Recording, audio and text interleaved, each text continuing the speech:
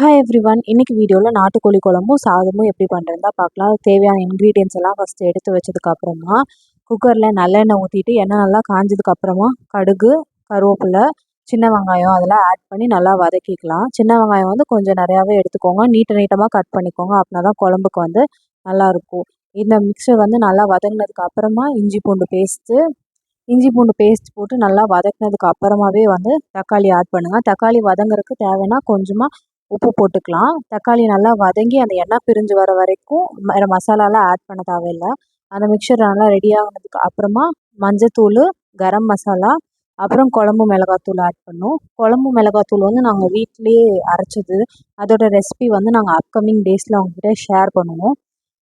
இந்த மசாலாவோட பச்சை வாசனை போகிற வரைக்கும் வதக்கினதுக்கு அப்புறமா நம்ம எடுத்து வச்சுருக்க சிக்கனை வந்து உள்ளே ஆட் பண்ணிக்கலாம். சிக்கனை அந்த மசாலாவில் நல்லா பெரட்டினதுக்கு அப்புறமா நமக்கு தேவையான அளவு தண்ணி ஊற்றி குழம்பு நல்லா கொதிச்சதுக்கப்புறமா குக்கர் மூடி போட்டு 10 விசில் வர வரைக்கும் விட்டுக்கலாம்.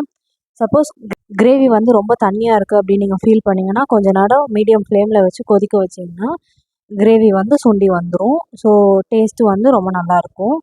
இதுக்கு எந்த எக்ஸ்ட்ரா மசாலாலாம் ஆட் பண்ண தேவையில்லை. இதே வந்து டேஸ்ட்டு சூப்பராக ஒரு ஹோட்டல் ஸ்டைலில் வர மாதிரி ட்ரை பண்ணி பாருங்கள். சாதத்துக்கு வந்து 1 டம்ளர் அரிசி நல்லா கழுவி 1/2 மணி நேரம் ஊற வச்சுருக்கு. நம்ம சாதம் வடிக்கிற பாத்திரத்தில் 1 டம்ளர் அரிசிக்கு 4 டம்ளர் தண்ணி கணக்கில் வந்து நம்ம எடுத்துக்கலாம். தண்ணி நல்லா கொதிச்சதுக்கப்புறமா அரிசியும் உப்பும் போட்டு ஒலை நல்லா கொதிக்கிற வரைக்கும் வெயிட் பண்ணலாம்.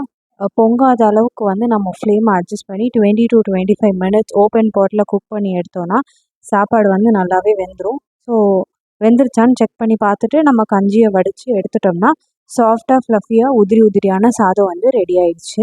இதுவும் பை த டைம் நமக்கு அந்த குழம்பும் வந்து ரெடியாக இருக்கும். சாப்பாடு குழம்பு ரெண்டும் அட்டகாசமான காம்பினேஷன். நாளைக்கு உங்கள் வீட்டில் இதை சமைச்சு என்ஜாய் பண்ணி சாப்பிடுங்க. சாப்பிட்டு எப்படி இருந்துச்சுன்னு சொல்லுங்கள். See you next video.